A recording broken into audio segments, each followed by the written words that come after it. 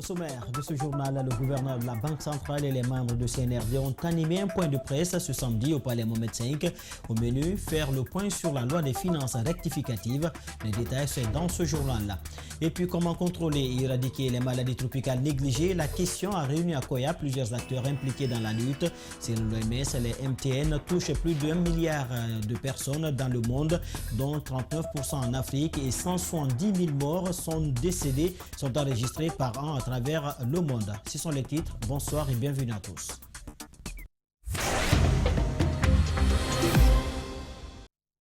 Les membres du CNRD, le gouverneur de la Banque centrale de la République de Guinée, le directeur national du budget étaient en face de la presse ce samedi au Palais Mohamed V avec les hommes de médias. Ils ont échangé sur la loi des finances rectificatives. On écoute le gouverneur de la Banque centrale sur le dégel des comptes intervenu il y a quelques jours, mais aussi sur la hausse globale des dépenses qui suscite des interrogations. Suivez.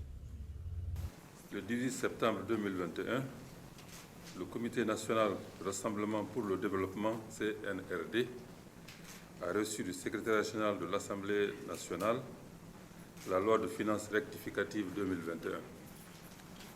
Après analyse, il ressort que la hausse globale des dépenses suscite des interrogations. Au regard de cette situation, le CNRD constate ce qui suit. L'inexistence de mécanismes fiables de contrôle sur les dépenses effectivement réalisables. L'absence de support expliquant certaines hausses de dépenses dans des institutions et départements ministériels concernés. Le manque de rigueur dans la répartition des dépenses publiques. À cela s'ajoutent des prévisions de dépenses pour des structures quasi inexistantes. Le Comité national de rassemblement pour le développement, CNRD, a exigé ce qui suit. La soumission des demandes de décaissement à une analyse et à un processus de validation. Sur le même sujet, le ministre secrétaire général de la présidence a par la même occasion lancé des avertissements aux présumés auteurs de décaissements non fondés à la Banque centrale de la République de Guinée. Le colonel Amara Kamara reste catégorique sur la question de détournement qui fait l'objet d'une large enquête à ce jour. Il est au micro d'Ali Badra Kamara, Ibrahima Souri 5 Souma. Des enquêtes et des mesures particulières sont en train d'être prises par rapport aux justifs qui ont été apportés. Et là-dessus, on tient à le dire, on est très formel et très catégorique là-dessus. S'il s'avérait que les sorties d'argent n'ont pas été faites dans l'intérêt du service public pour lequel ça a été débloqué, nous prendrons toutes les mesures liées à ces décaissements qui ont été faits. Là-dessus, on sera très regardant. Il n'y aura aucun état d'âme. Parce qu'il est important qu'aujourd'hui, en Guinée, qu'on comprenne et qu'on accepte que le plus souvent, nous devons plutôt servir le pays au lieu de se servir du pays.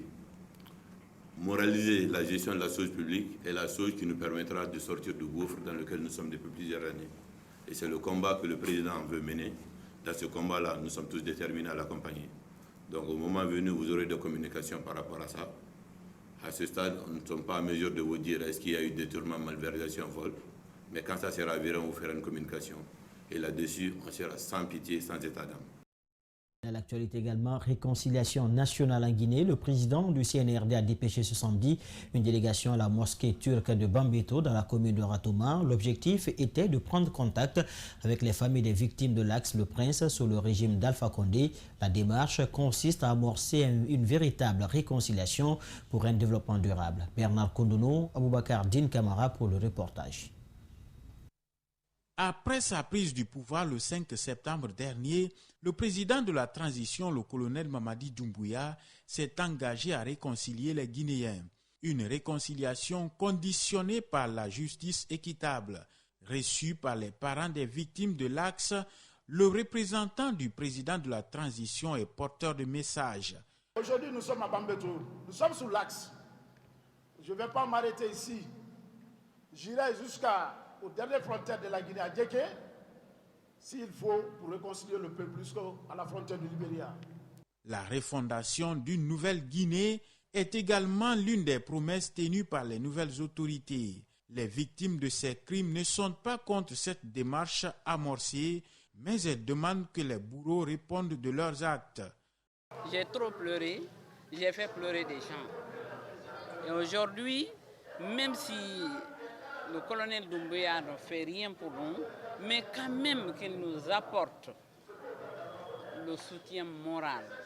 El Haj Ousmane Fatako Baldé a porté la voix des 4 coordinations régionales à cette rencontre. Celui qu'on appelle Sans Loi invite les fils du pays à se donner les mains pour un développement durable. Mohamed Léon Bangoura fait partie des personnes qui incarnent la réconciliation, aiment la paix dans ce pays.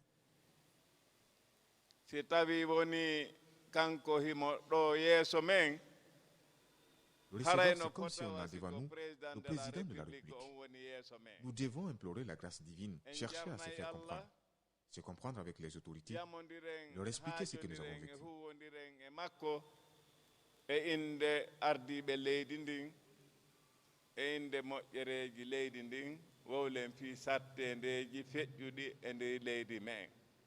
L'émissaire du président de la transition a enfin laissé entendre que la jeunesse de l'Axe serait prise en compte dans toutes les instances de prise de décision. Contrôler, maîtriser et éradiquer les maladies tropicales négligées, c'est le défi que se fixent les acteurs de la lutte contre les MTN. Une rencontre de 5 jours de réflexion sur la problématique a eu lieu à Koya du 19 au 23 octobre dernier. La rencontre a permis la révision du plan de plaidoyer afin d'attirer l'attention des bailleurs de fonds. Il faut juste rappeler que les MTN touchent plus d'1 milliard de personnes dans le monde, dont 39% en Afrique, 39% en Afrique. 170 000 décès sont enregistrés par an à travers le monde selon l'Organisation mondiale de la santé. Mamoudou Bouler Diallo et Yacouba Traoré. Les maladies tropicales sont défigurantes, déshumanisantes et maintiennent leur sujet dans une pauvreté accrue.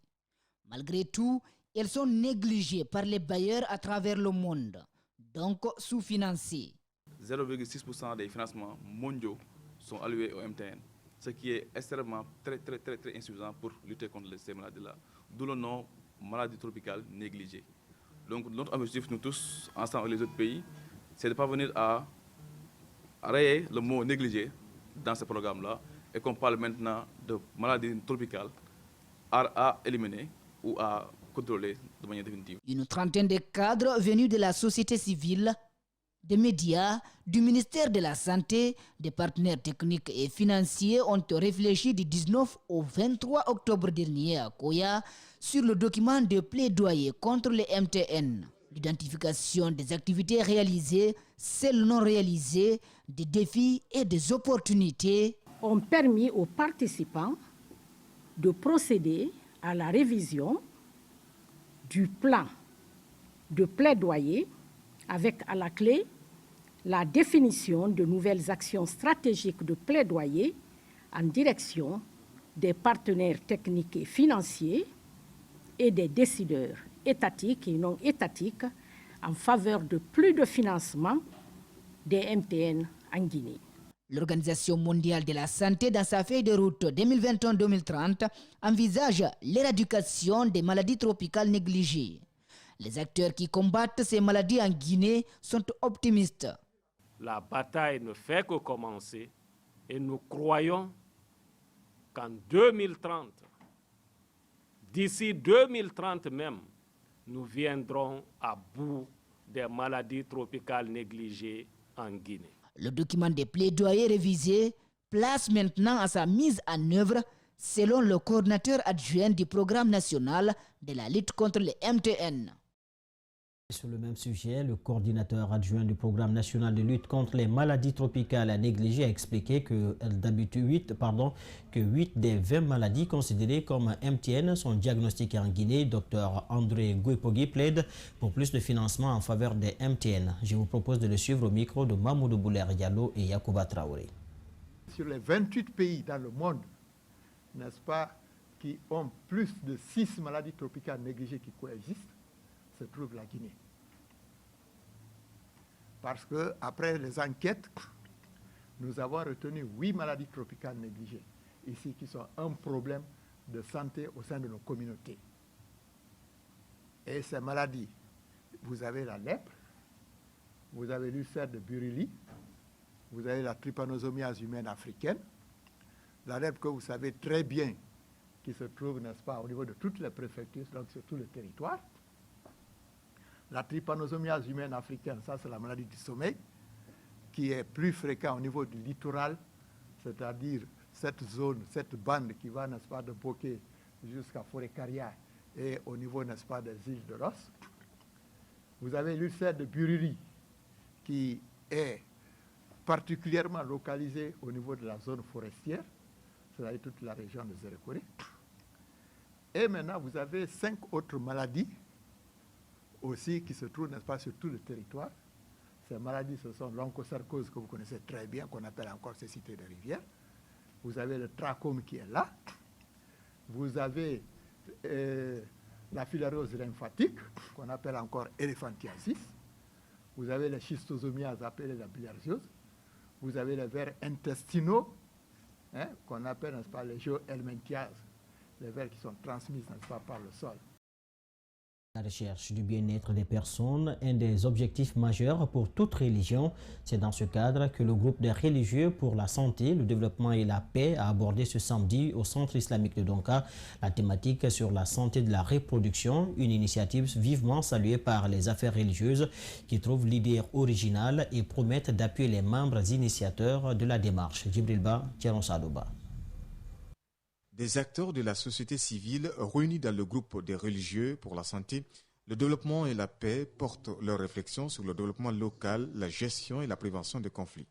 La santé de la reproduction est surtout inscrite en première position pour le renforcement des capacités des participants. La paix est liée au développement et la santé, sans lesquelles on ne peut pas faire avancer notre pays. Votre présence à nos côtés dénote de l'importance que vous accordez à la santé et au bien-être de nos communautés. Le débat sur les questions des sociétés ne doit omettre les leaders d'opinion. C'est pourquoi, soulignent les initiateurs, l'implication des religieux est un passage fondamental. Le secrétariat général des affaires religieuses salue votre heureuse initiative, l'encourage et remercie tous les partenaires qui ont contribué à la réalisation de cette activité. Le développement passe aussi par la planification. Donc l'espacement des naissances, la taille des familles, tout ça contribue au développement local. La présidente du Parti de l'Action citoyenne par le travail prend part à ce rendez-vous et mesure la portée de l'initiative. Elle se réjouit aussi du fait que l'idée soit portée par des personnes vivant avec la communauté à la base. C'est vraiment des initiatives à multiplier et dans tous les domaines, et cela va nous aider à faire avancer nos esprits, nos mentalités en ce qui concerne la citoyenneté à la base. Au terme des travaux, les participants comptent matérialiser les différentes recommandations formulées sur la santé de la reproduction, la gestion et la prévention des conflits et le développement local. Restons toujours dans le volet religieux. L'église du christianisme céleste située à Bentouraya dans la préfecture de Koya a organisé ce dimanche la fête de la moisson de la prospérité. Réunis massivement pour cette messe religieuse, les fidèles ont loué le Seigneur et ont formulé des prières pour la paix et la cohésion sociale. Compte rendu Ali Badra Kamara, Amar Alexila. C'est à travers cette grande messe que les fidèles chrétiens de Bentouraya réunis au sein de l'église du christianisme céleste ont célébré ce dimanche la deuxième édition de la fête de la moisson de la prospérité, une célébration au cours de laquelle les participants ont fait des louanges à l'endroit du Seigneur. God Almighty has made it a success. Je suis ravi, je suis plein de joie parce qu'il n'y a rien d'autre, parce qu'il nous a comblés de joie, il nous a gardés vivants et je n'ai qu'à le remercier. Et parce que quand je tourne autour de moi, c'est Dieu qui a fait que cette fête-là est possible. Donc je suis ravi, je remercie Dieu. God has continued his good work, we end it well in Jesus' name. La fête de la moisson est une occasion pour ces fidèles chrétiens de faire des actions de grâce en plus des prières auprès du Seigneur. De quoi réjouir ce fidèle. Venir pour l'union, l'alliance entre les différentes religions, mais aussi entre les différentes communautés et ethnies. Les autorités locales de Bentouraya et la notabilité ont aussi pris part à cet événement. Ils se sont réjouis des prières formulées par des prêtres Nous ne sommes pas venus pour savoir qui est musulman ou qui est chrétien. Nous sommes là pour la Guinée. Surtout actuellement, ça ne va pas trop. Mais si nous nous donnons la main, tout ira pour la Guinée. Les pasteurs ont insisté sur le fait que les Guinéens doivent se sentir comme un peuple et non les ethnies, afin d'œuvrer ensemble pour le développement de la nation. Ce journal a été coordonné par Ali Badra Kamara. Il a été dirigé à la régie par Lamine Sidibi et Aboubakar Foté Souma. Merci à tous de l'avoir suivi et bonne suite de programme sur Espace TV. Au revoir.